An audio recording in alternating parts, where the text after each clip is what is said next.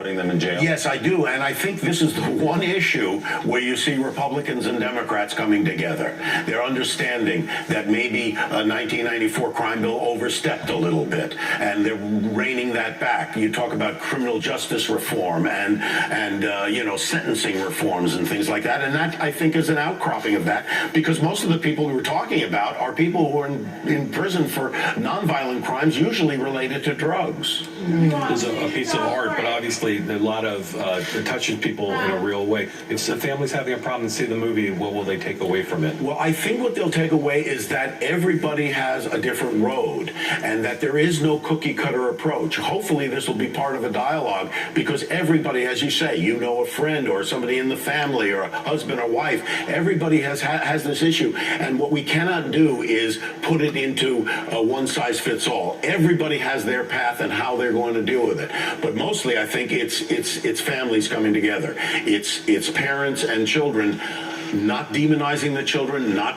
punishing the children for the fact that they have a problem, and keeping that dialogue open with your child. And hopefully that's what they'll see at the end of the movie. Yes. The last scene in the movie, which is about the father and son, we changed it 100 times between the time we started working on it till the time we shot it, based on what was happening between me and Nick, and it reflected in that last scene. Now, we are a good bit further down the road since then, but you'll see in the movie. It's remarkable. It really is. Let me ask you, yes.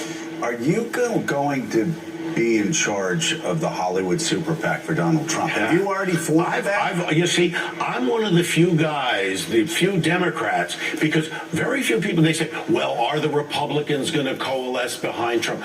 I burned my Democratic card. I'm now going to be a Trump. No, what are you, crazy? The guy's a lunatic. I didn't know if you were a Bernie guy or not. No. You're a Hillary. No, I'm a Hillary. Yeah, I supported Hillary. So what would you say? We were just talking about how some progressives have concerns because she's seen as an interventionist. The New York Times magazine wrote an article about it. She's an interventionist. Obviously, on trade, she's not lined up the way Bernie Sanders and other progressives wanted to be lined up. What's your message to Democrats, progressives, that need to unify behind Hillary? My message to Democrats is very simple. First of all, number one, Hillary is the most qualified person to be president in my lifetime, and I'm pretty damn old. And secondly, Donald Trump. Those are the two things you have to think about. And I just ran into Casey Hunt in the hallway, and she's done a great job. And all the MSNBC reporters that have been covering, yourself included, have done a great job. But we know, and we all know, and you're not quite as old as me, but you're pretty damn old. I'm really I'm getting there. We know that since the late 60s, when 60 Minutes became a hit, right, all of a sudden, networks realized that there was a profit center in news, and we all know that. And slowly, now this is a talk show, and this is, we're having conversation. It's not hard news. It's not claims to be hard news, and yet hard news is presented. But the show of it, I've got to say, it's a lot harder news than almost anything else. It probably is. Yeah. It probably is. Yeah. But Walter Cronkite is no longer with us. No. But the show part of it is getting bigger and bigger, where show business and news have blurred. Now, let me tell you something. But wait, hold on, no. I got to get to the point, though. No, because you're going to do what Donald Trump does to everybody else. I just got to say, when I was tap dancing, and I had the Gary Glitter outfit on, that was not show business. I was making a point. Yeah. Right? Oh, I didn't see that one. No, okay. Yeah. I never did it. Go ahead. No, but what I'm saying is we have to start, and you had Bob Woodward on your show at one point. Yeah. And that's fascinating. Well, I remember him saying we have to hold these people accountable. Right. We have to ask those tough second, third, fourth, and fifth tier questions.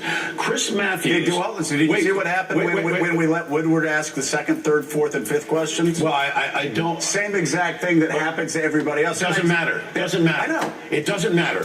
Chris Matthews held Trump accountable on his position on abortion. He didn't let him up. Right. He kept going at it, and it was the most revealing thing that happened during this entire campaign season. The words that have been flung out from his mouth are insane. If he was not a celebrity, If Donald Trump was not a celebrity, Right.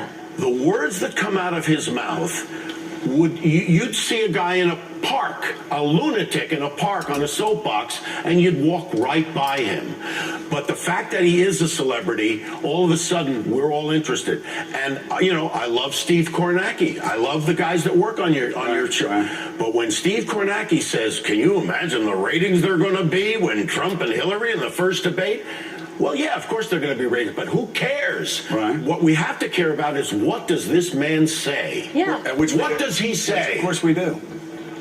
He's not pinned down. I want to hear how he's going to deport 12 million people. I want to hear how he's going to. How is he going to? Wait, finish. Because you're just talking and you're not letting anybody else talk. We have asked those questions. I would bet you your proceeds from your next 20 films that I can find you any question that you bring up now about the wall, which Mika tried to nail him down. The Muslim ban. Minutes. We gave Bob Woodward 20 minutes. We said go for it. And what he does is he talks around in circles. So the questions are asked, and they're repeated. No, and we've asked repeatedly. Okay, so then the next question is, why are you talking around in circles? Right. Why are you not answering my question? Yes, we've asked that question. And then what does he say? He says, "I am. Believe me." Well, even when that's not. Wait a minute. I'll be you. I'll be you.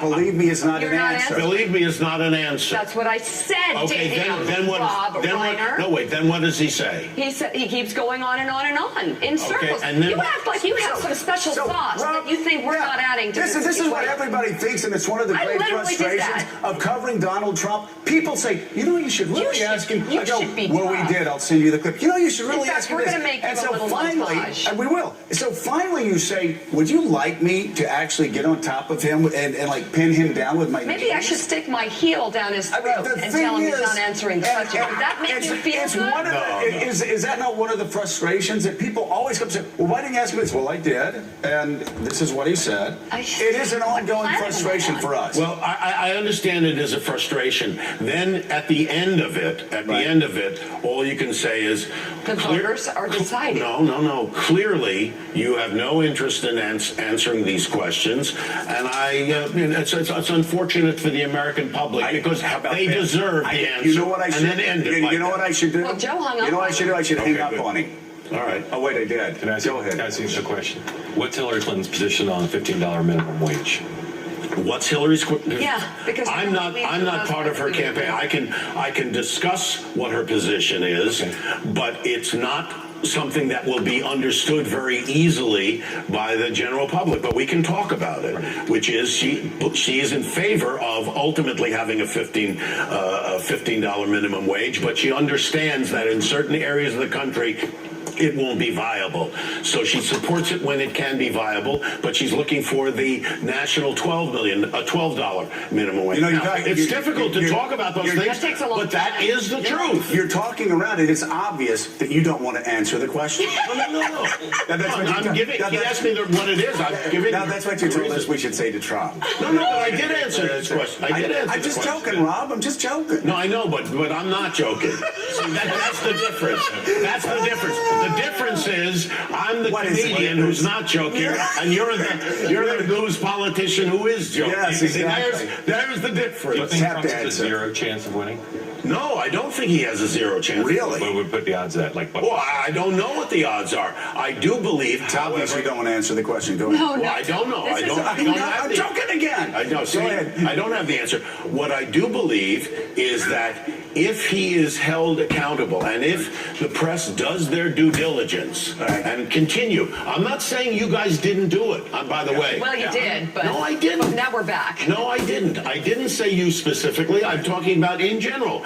And maybe you have done. And I'm saying continue to do that. And if you do your due diligence and you continue to do that, he will lose. Because there's nobody in America that would agree with the idea that all Muslims should be banned from the country. We I nobody. And with by, you. by the way, I just said an hour and a half ago I could never vote for a candidate that said they were going Willie. to ban over a billion people Willie. based on their beliefs. Good. Well, that's good. And we asked him about that again yesterday, for the record. Good, Let- good. Let me ask you, how do you explain, as much as we like to think that the entire country watches this show every morning, and we dictate how people vote, how A do you lot of people do watch the show, and it is kind of a news show of record. It is. It is. That is true. Yeah. But how do you explain the millions and millions of people who do not watch this show, who actually like what they hear from Donald Trump and aren't taking messages and orders from us in the media, but they listen to Right. what he says for themselves and vote for him? How do you explain that? Well, there are a lot of people who are racist. Oh my God! Did you just say that? I'm not saying. No, you just said that. Well, that's true.